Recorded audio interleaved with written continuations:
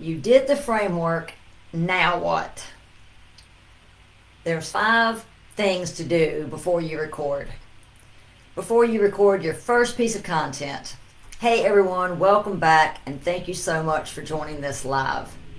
I am so glad that you're here. If you're watching us on the replay, it's the same thing. I am glad you showed up, and that does matter. So we finished it. We've got 7 parts of our content clarity framework all complete. And I know some of you are sitting right there, right now, with your template all complete, ready to go. I also know that there's a lot of you that have no idea what to do with it. You've mapped everything out. You have your goals, you have your story, you have your philosophy. The 4 A's are all lined up.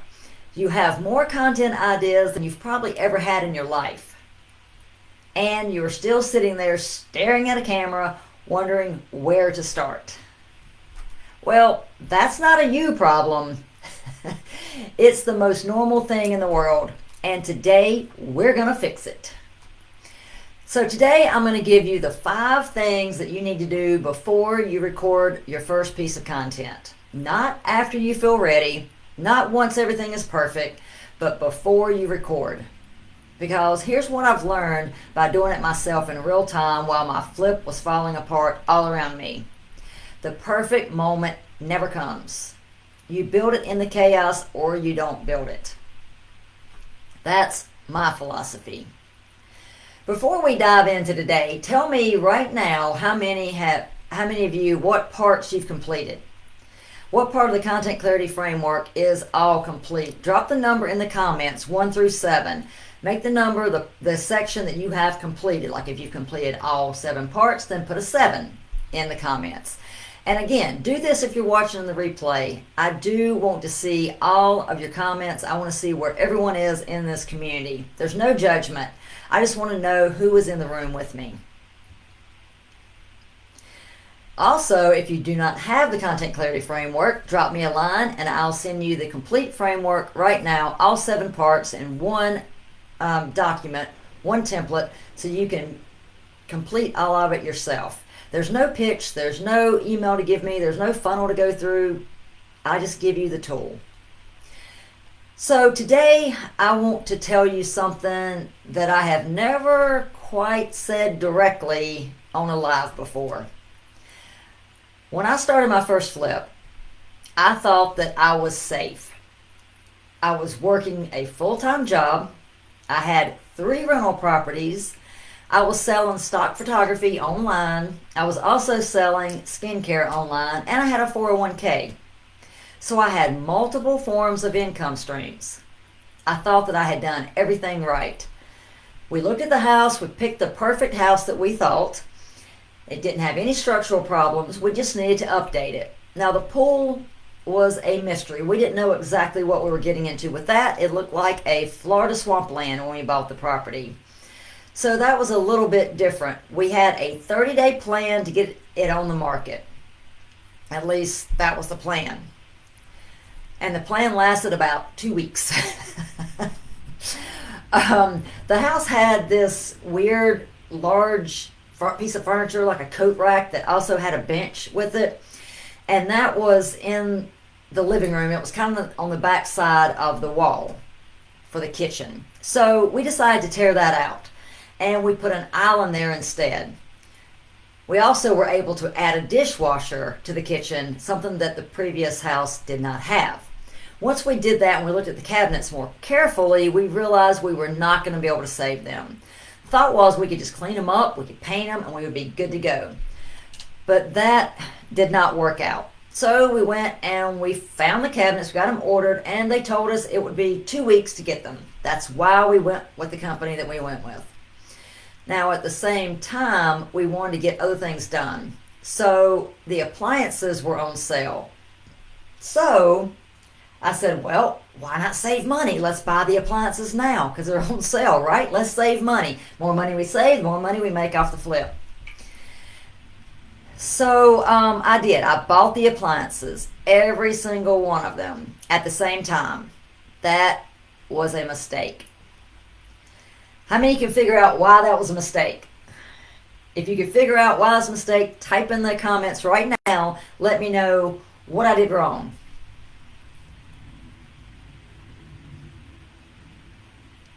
Okay, close, but it's actually because I had a hard money loan, and you cannot collect on the draw. You can't request a draw to get your money back from a hard money loan until the work is complete.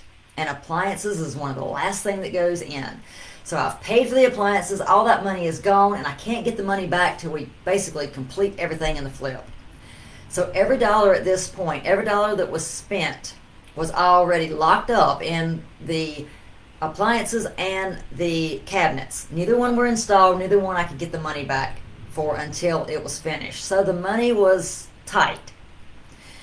The pool guy came and he was able to drain the pool, and we realized that there were a few small tears in the liner, so we just elected to patch it because we switched over from chlorine pool to a saltwater pool, which is very costly.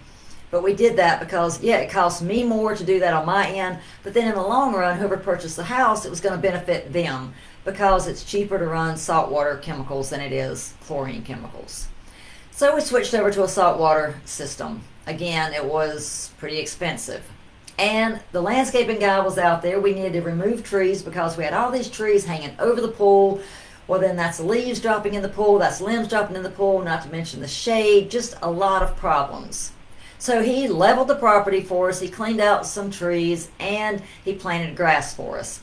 Also expensive. So now the pool guy and the landscaping guy are there with their hands out, ready to be paid in the same day. And I'm looking at the checkbook like, oh my goodness, how am I going to do this? And then with all that going on, we had got a call that the cabinets were not going to be in 2 weeks. It was actually going to be more like 6 weeks. Well, that blew our schedule completely out of the water.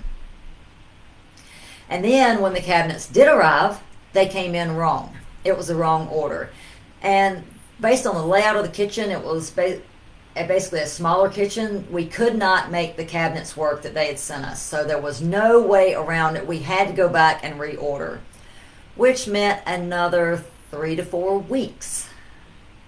Now, in the middle of all that, one of my tenants from my so-called safety net stopped paying me. That went on for 3 months, so I had less income coming in for 3 months. And when she left the house, it needed a ton of repairs, so I couldn't just move her out and then move somebody else right in. Now, the flip is bleeding money. The rentals need repair before I can rent it again. And I put the rest of the repairs from the flip and actually from fixing the rental property on credit cards just to get it finished. I just paid anybody that had to have cash, paid that out of my money. Everything else went on a credit card. So by the time we got on the market, we were able to list the house for $299,000. Our realtor had originally told us when we purchased the house that once it's all restored, we could sell it for $275,000. That's what our return on investment was, our ROI, when we went into it, or after repair value. So, but she was so impressed with the quality of our work and the types of upgrades that we did to the house that she said we could go much higher. So I was so proud of that. But the market had shifted, and each month that passed, it continued to crash a little bit more. And the houses in this area, when we purchased it, they were selling same day or within a week for asking price or above. Now we have been sitting on the market for 10 months. Yes, you heard that right. 10 months. We've dropped the price 8 times. Now in that process, we actually did sell the house 2 times. Both times the buyers backed out for different reasons, nothing to do with the house or the quality of the house, just for reasons that were out of our control. So our hard money loan was coming up for the 1-year term. When you get a hard money loan, you've got a year to get it paid back. So we had a huge decision to make. Do we refinance it and rent it? Do we keep it on the market? Do we take it off the market? Do we file for an extension? Big decisions. So we decided to refinance it, take it off the market. We're going to rent it, and we were going to try to recoup some money, because now that it's rented and we've refinanced it with a 30-year loan, we can pay down the mortgage. Whereas now with a hard money loan, all I'm paying is interest. So in order to get a loan, we had to get an appraisal. Well, the appraisal came back way lower than we expected based on the comps in the area. Because like I told you, we had to drop our price 8 times. We're just following the market, just trying to keep up with everybody else as they were dropping their prices and selling for far less than they should have been selling for. So now we're basically stuck. But our realtor advised us, let's do one more drop. Now this was the 8th drop, so we didn't drop it again. So we decided to drop it one more time and do a final push to try to get people out to try to sell it. And luckily, we are under contract now. I'm so proud to report.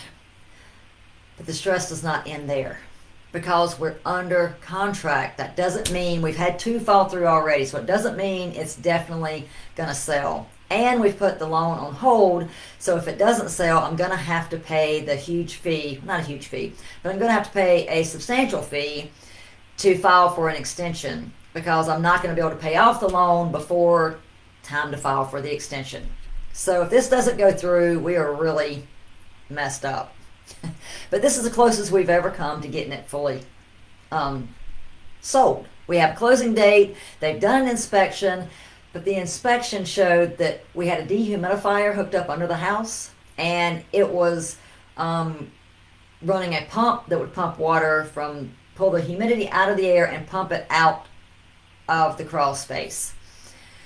So we didn't realize it wasn't working. Every time I went under the house to look at it, it had a number on there, and I thought that it was working. That was the number I thought that was the level of the humidity under the house.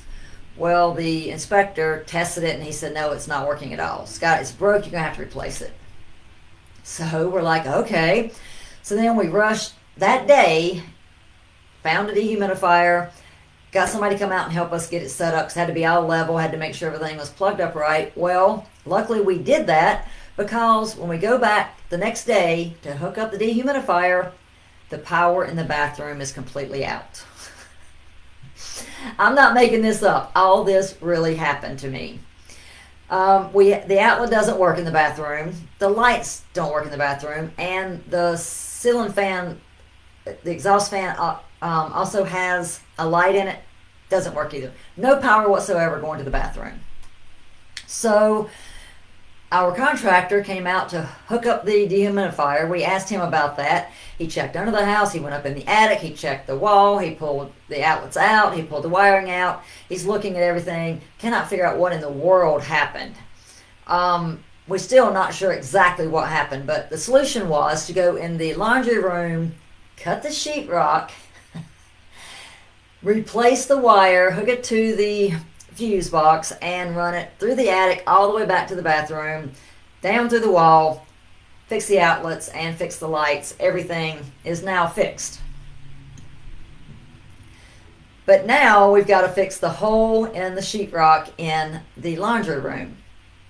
And it's raining out, so the mud is not going to dry that quickly. And they've scheduled an appraisal of their own that has to be done. And while we're in the process of getting all this done, the appraiser is coming out that day. Well, it took us one day to fix the electrical and the dehumidifier, and then the next day we came back to finish up the mud work and paint the room again and get everything, back to where it was before we found out the electricity didn't work. We had like 4 or 5 hours to get all this done. And it's pouring down rain. So guess what? The humidity in that room was extremely high. We left early in the morning to get down to get everything done, and we forgot to bring the fan. We forgot most of the stuff that we truly needed to get the work done. We forgot. So luckily, one of the neighbors gave us a fan. So we were out there with an hour to go, holding this fan up, trying to get the mud to dry so that we could finish the sheetrock before the appraiser came. Well, we had to leave before we got it completely dry. It was almost dry. It's not really that noticeable, but if they really looked at that area, they're probably going to be able to tell. And we were up front. We told our builder what happened and what we had to do to fix it. So we left. The appraiser came, did the appraisal. We don't know the results of that right now. Hoping and praying that it appraises out much higher than our appraisal came because we're under contract, and we hope that the contract closes. So then, after that was all done, we went back, finished the sheetrock, and painted the entire room. Now everything's perfect for him to purchase the house. Now we're just waiting on the appraisal to come through. So I'm not telling you this because I built this membership, or basically I'm telling you this because I built this membership in the middle of all that, not after it, not once everything was resolved. I built it during it, while the mud was still wet, so to speak, while the price was still dropping, while the money was still so tight.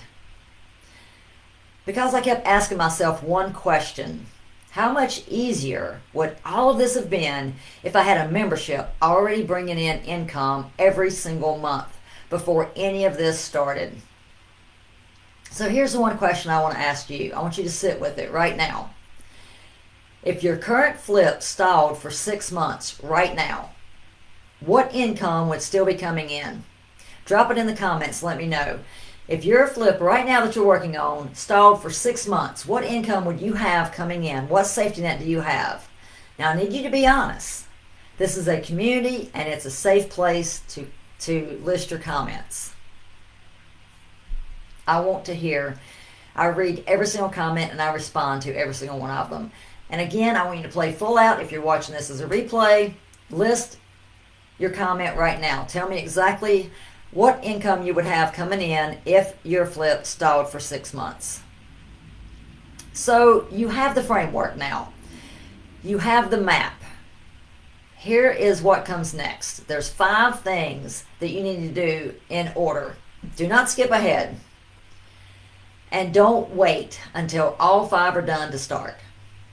The goal is to move and to take action every single day, not to be perfect. So the first step I want you to do, I want you to read your template. I want you to read the complete template out loud from start to finish. Now this sounds pretty simple, but it really isn't. Because when you start to read your goals, your story, your objections, your false beliefs, your philosophy out loud, you're going to catch things that don't feel exactly right. It felt right on paper, but it doesn't sound like you when you're saying it out loud. I want you to take time to fix those things right now. This template is the foundation of everything that you're going to need to go about to do. This is the foundation that you're going to need for all of your future recordings. Couldn't get that out. And it needs to sound like you. Remember, we're building a brand around you. Nobody else can be you, just you. They can copy what you say, but they can't be everything that you are, the person that you are. So that's step 1. Step 2 is you need to pick one content idea from your power wall and commit to it. Not the best one, not the most polished one, but the one that feels like it's the most urgent for you right now. The one that you would tell someone if they were sitting right in front of you right now asking, what is one thing that you wish someone had told you before your last flip? That is your first piece of content. I want you to write that title down right now on a blank page and do not change it. Now, step 3. You need to decide which of the 4 A's that this falls under. Is it analytical? Is it aspirational? Is it actionable? Or is it anthropological? And once you know which A it is, then you know what structure you're going to follow. Because if it's analytical, then you're going to lead with numbers. If it's aspirational, you're going to lead with a story. If it's actionable, you're going to lead with the steps to complete it. If it's anthropological, you're going to lead with behavior. Now, I want you to get this recorded this week, not next week, not when everything is looking pretty and the lighting is better and you feel better and you feel prepared. I want you to do it this week. Make a commitment right now Type it in the chat right now for everyone to see. That's going to make you stick with it a lot more if you type, yes, I'm in. I am going to record my video this week. And that's step 3. So step 4, I want you to post it with a template to trigger someone to start a conversation with you. Every piece of content that you post from this point forward ends with the same line. Now mine is, drop me a line and I'll send you the Content Clarity Framework template. So you need to create your own. What is the one lead magnet that you're going to give away, your free gift that you're going to give to possible members for your membership? And that line, my line, it does 3 things for me. It gives people a reason to engage. It puts my template in front of more people. And it starts the DM conversation that becomes the catalyst for my membership.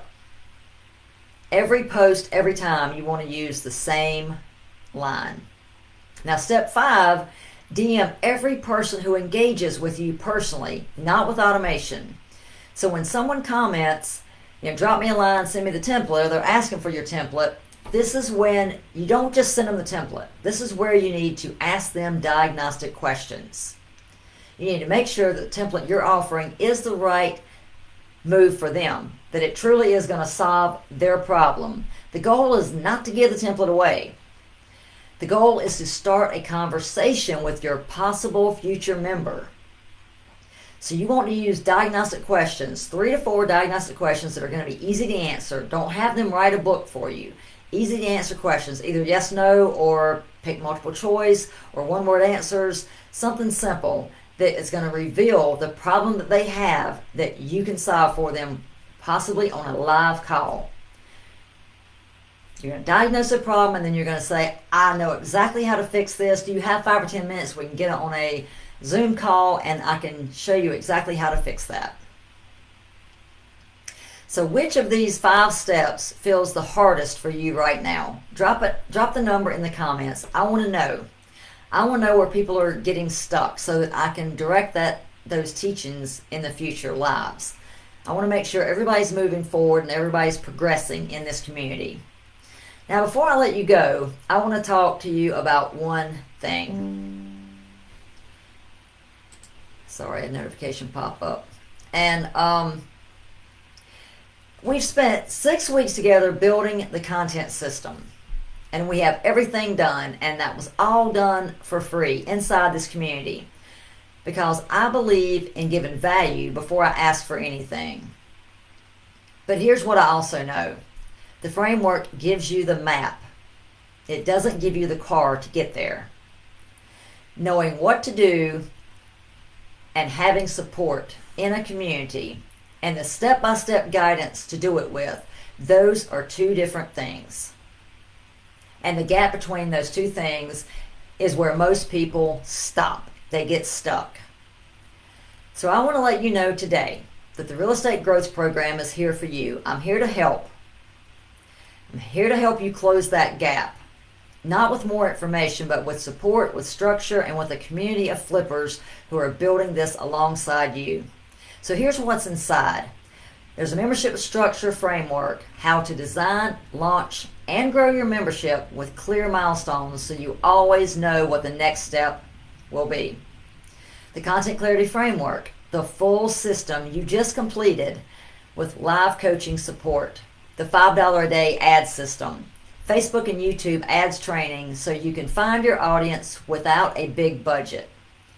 The CRM, the email, the text automation training. So your membership keeps running while you're on the job site. And we also cover the membership retention system. This is what very few memberships or coaching programs cover. They teach you how to get the members. They don't teach you how to keep the members. You've worked so hard to get them. You don't want to lose them every single month, and you're starting over every single month. That's the problem with the flipping business anyway. So the member retention system is how you track your members' progress. You celebrate their wins, and you generate referrals from that.